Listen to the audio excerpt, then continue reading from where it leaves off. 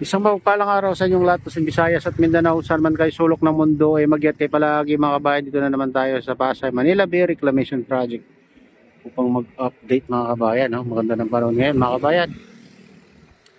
Pero baka mamaya uulan na naman. Pupunta tayo dun sa tapat ng SM Molo Base. Ayan. Mas malapit dun. Silipin natin yung reclamation dun. Dito naman sa ito.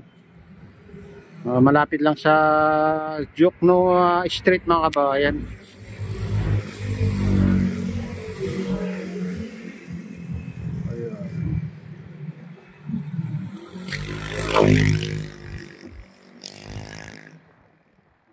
Yan nakalawak. Ito yung pinakamalaking island mga kabayan. Yan banda na yan.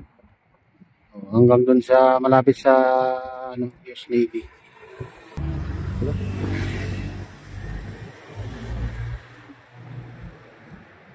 Pupunta tayo dun sa siwol ng SM Molo Base mga kabayan. Silipin natin yung reclamation. Ayan. Tara na, samahan niyo ako.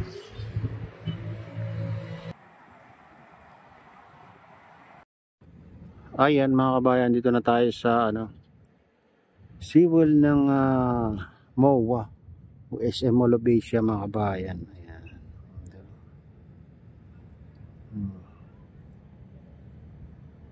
Dito natatanaw mo naman yung malaking island. Ayan.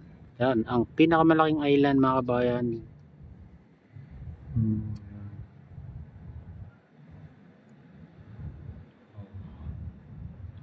Yan yung pinakamalaki.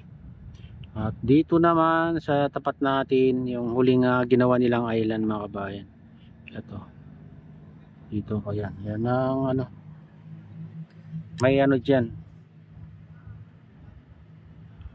May tulay. Yan yung tulay.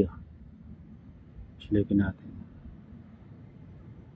Ayan, yung bagong tulay na nagdudugtong dito sa sa island na sa tapat ng MOA mga kabayan. Malapit lang sa siwol ng SM Molo Base.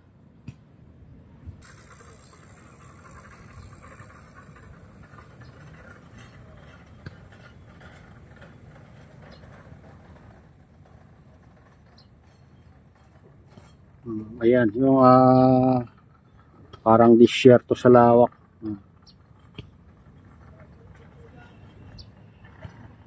Kalawak yan mga kabayan, hindi mo na makita yung dagat doon sa kabila. Tubig dagat.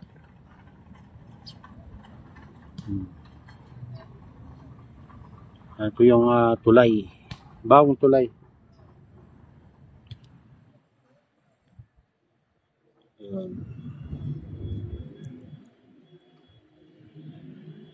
Ayan, mataas na rin dito mga kabayan.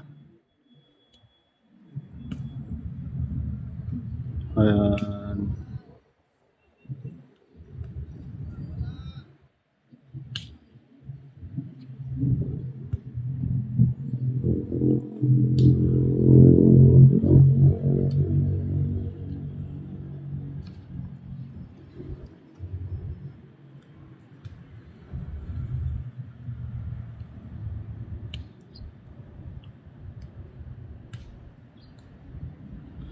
Ito ay patuloy din na pinapalawak mga kabayan itong island dito sa tapat ng MOA.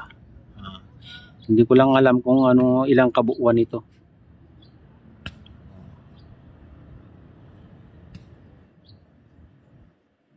Kasi yung naunang ginawa nila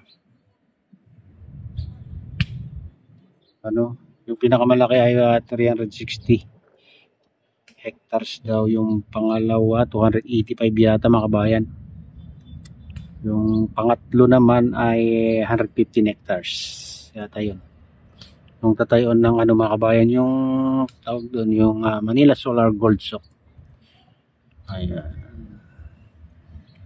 Saka yung tatayuan ng Manila Horizon o Horizon Manila ay 285 yata hectares mga kabayan.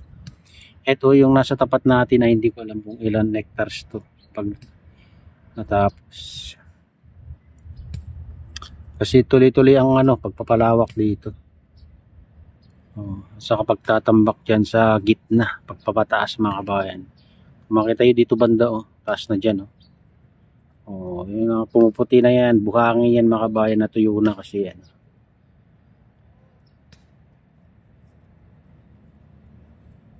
Mga ilang araw na rin yan na nakatambak dyan, kaya natutuyo na. Dito sa tapat natin ay halatang halata na pa. Medyo basa pa mga kabayan, kaya kanyang kulay, gray na gray. Taas na mga kabayan, ganyan kataas. Doon banda, pinapalawak din doon mga kabayan kasi malaki pa yung space doon.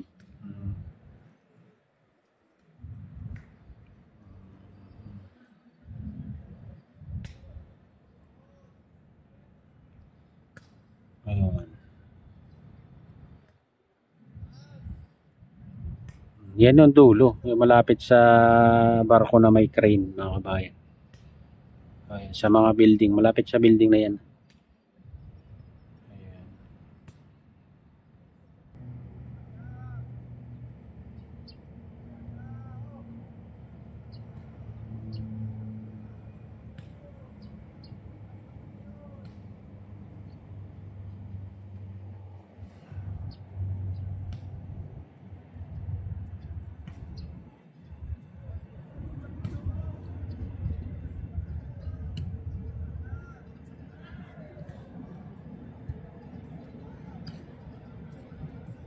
Yung mga building na yun mga kabayan, nung natatanaw yung yan yung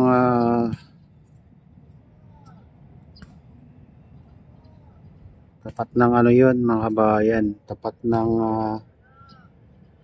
Manila Baywalk Dolomite Beach, yung matatas na building yan.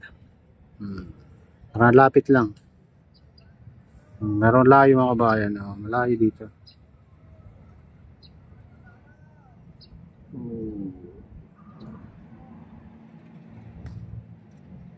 Ayan, ganyan kalayo.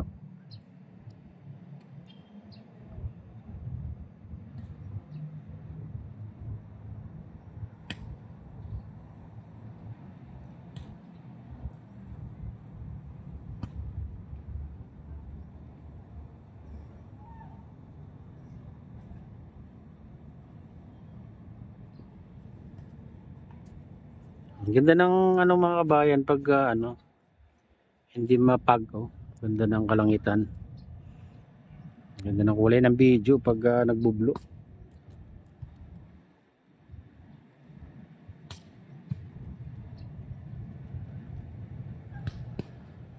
Re-reflect kasi sa tubig mga kabayan, yung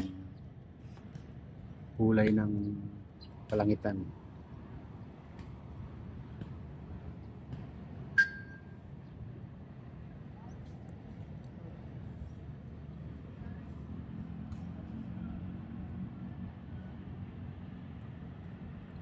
Silipin naman natin, i-close natin yan.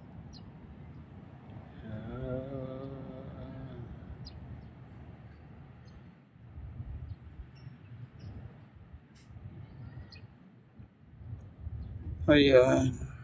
Doon banda sa Bataan mga kabayan, mapag. Hindi pa rin kita na yung bundok ng Bataan.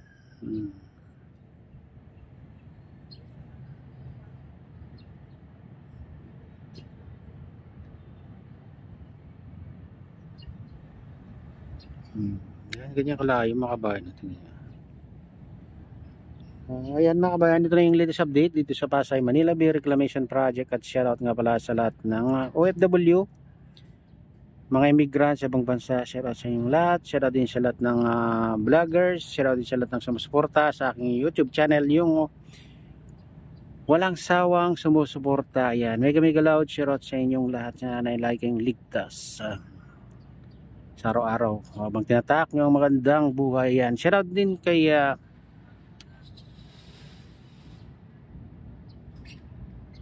Keisha Dam. Ayan, shoutout din sa utol ko dyan si Freddy at ang kanyang girlfriend. Ayan, shoutout sa inyong lahat dyan sa Ilocos Norte. Ayan, Shoutout din kay Kuya Iyo, kay Ate Lynn, kay Kuya Rex, aking misis. Putol ko dyan sa nalulaway. Ayan, mega loud shoutout sa inyong lahat dyan sa nalulaway. At shoutout din kay Kade Official. Ayan. Ayan, shoutout din kay Aarun. Ayan, idol. Kay Mamaan, kay Idol Pablito, kay Mr. Gopito, ayan, o Victor Vlogs. Mega loud shoutout sa inyong lahat. Sa lahat ng nagko-comment, nagla-like, silent subscribers, silent viewers, mega loud shoutout sa inyong lahat.